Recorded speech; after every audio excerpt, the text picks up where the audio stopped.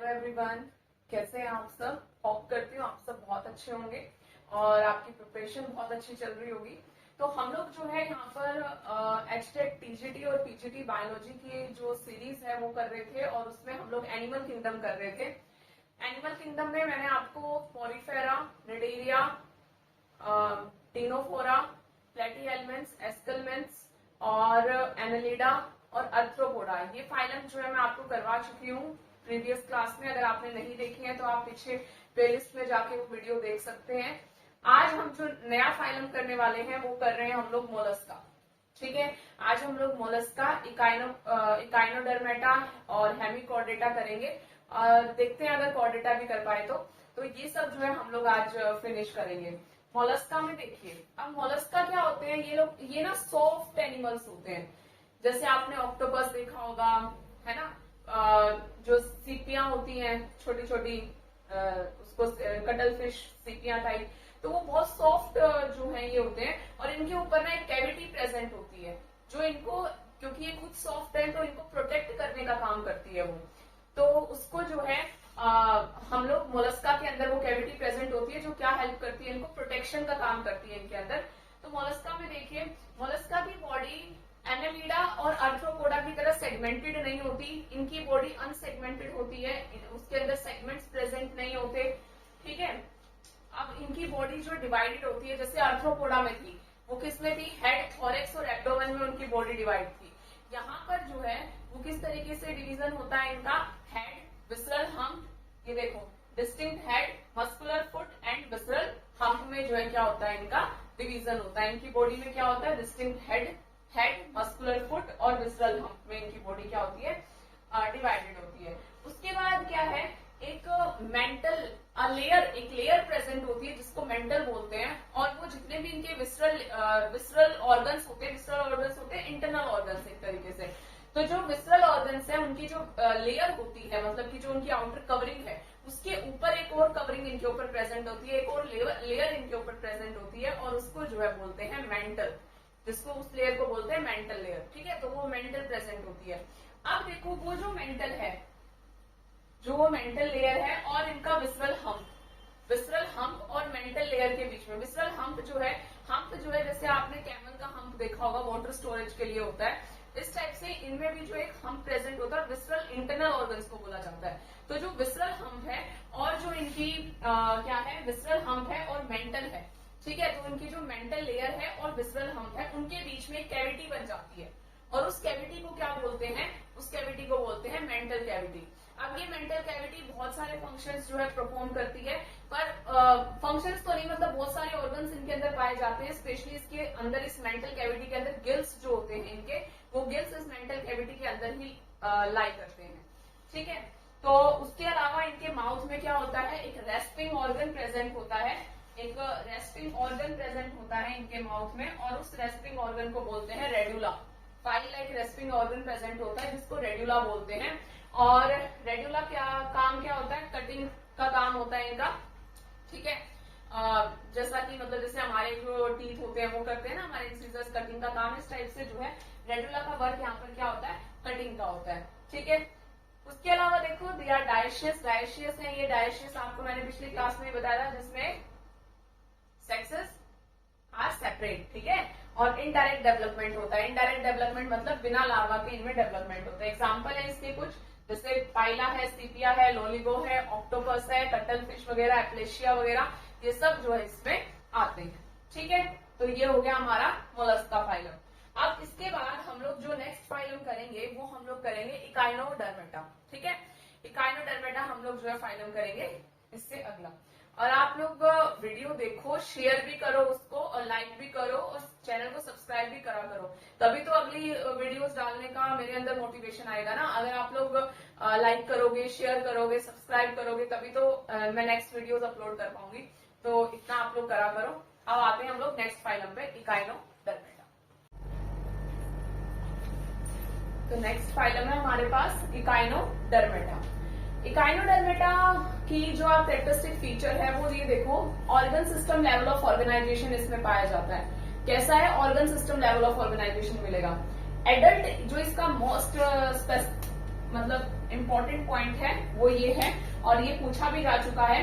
Adult echinoderms are radially symmetrical और इनका larva क्या होता है, बाइलेटरली सिमेट्रिकल होता है। एडल्ट्स तो रेडियली सिमेट्रिकल होते हैं और लार्वा कैसा होता है, इकाइनोडर्म्स का बाइलेटरली सिमेट्रिकल होता है। एक्सक्रीटरी, इसके बाद एक्सक्रीटरी सिस्टम इसमें एब्सेंट होता है। डेवलपमेंट इसके अंदर इनडायरेक्ट डेवलपमेंट होता है। और एग्जाम्पल इसमें देखो, एग्जाम्पल भी इस तरीके से क्वेश्चन आया हुआ था एचटेट में। एस्टेरिस को बोलते हैं, पहले इनका देख लो, एस्टेरिस को बोलते हैं स्टारफिश, इकाइनस को बोलते हैं सी अर्चिन, एंटीडन को बोलते हैं सी लिली, क्यूक्यूमेरिया को बोलते हैं सी कुकुम्बर।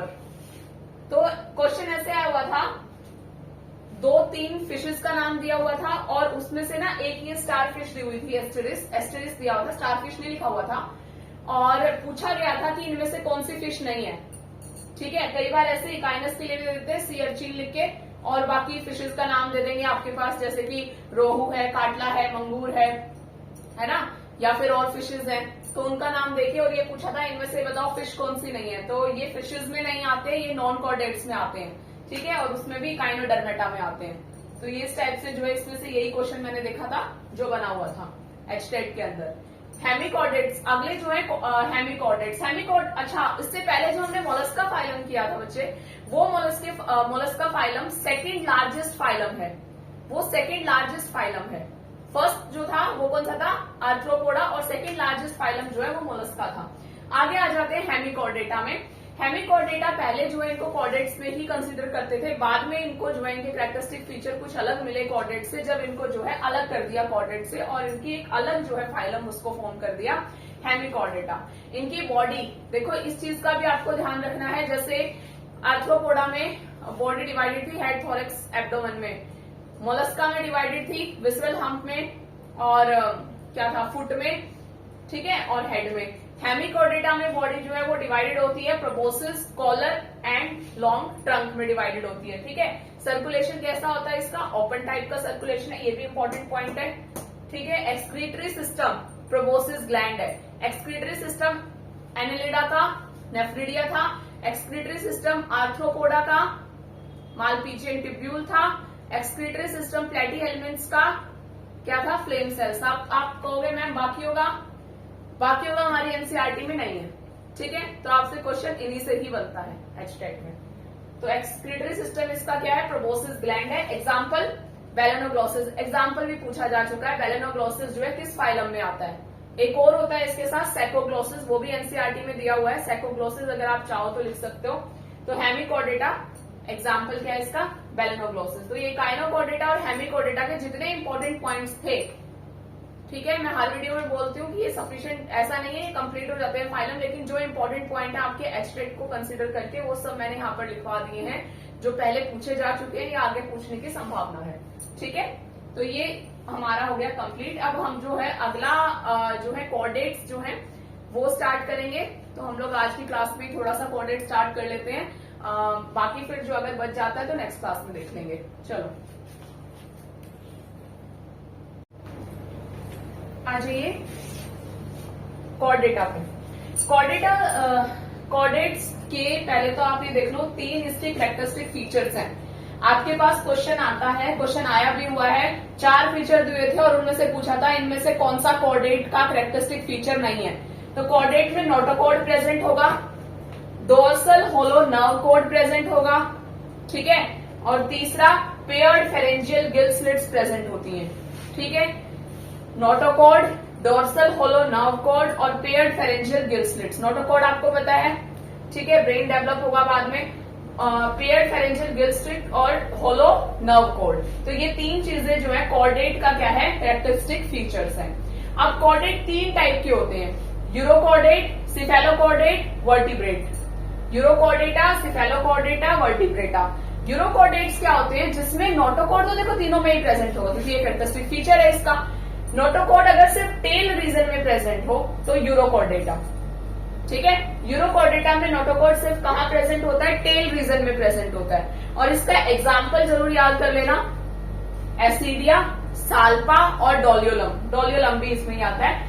सिफेलोकॉर्डेटा, सिफेलोकॉर्डेटा में नोटोकॉर्ड प्रेजेंट होता है head to tail, throughout body में जो है सिफेलोकॉर्डेटा के अंदर नोटोकॉर्ड प्रेजेंट होता है और ये परसिस्ट मतलब कि नोटोकॉर्ड परसिस्ट रहता है थ्रू आउट लाइफ, ठीक है, सिफेलोकॉर्डेट्स में। एग्जाम्पल क्या है इसका, ब्रैंकियोस्टोमा। ब्रैंकियोस्टोमा में लैंसलेट्स एंड एम्फियोक्सस आते हैं। फिर आता है वर्टिब्रेटा, इनमें नोटोकॉर्ड होता है स्टार्टिंग में लाइफ के इनिशियल पीरियड में, एम्ब्रियोनिक पीरियड में। आफ्टर ये जो नोटोकॉर्ड है ये क्या हो जाता है, रिप्लेस हो जाता है किससे, वर्टिब्रल कॉलम से, ठीक है। शुरू में नोटोकॉर्ड होता है इनिशियल पीरियड में, आफ्टर दैट जो नोटोकॉर्ड है वो रिप्लेस हो जाता है किससे, वर्टिब्रल कॉलम से, वर्टिब्रेटा के अंदर, ठीक है। क्या हो जाता है, ये रिप्लेस हो जाता है बाय वर्टिब्रल कॉलम। इसीलिए वर्टिब्रेट्स जो है बोला जाता है ऑल वर्टिब्रेट्स आर कॉर्डेट्स, सब वर्टिब्रेट्स तो कॉर्डेट्स हैं लेकिन सब कॉर्डेट्स जो है वर्टिब्रेटा नहीं होते। और ये तो बहुत ही इंपॉर्टेंट है, पता नहीं कितने पेपरों में पूछी जा चुकी है ये लाइन, ठीक है। तो अब हम लोग इसके बाद वर्टिब्रेटा को पढ़ते हैं थोड़ा सा, ठीक है। वर्टिब्रेटा की क्लासिफिकेशन मैं आपको बताती हूँ।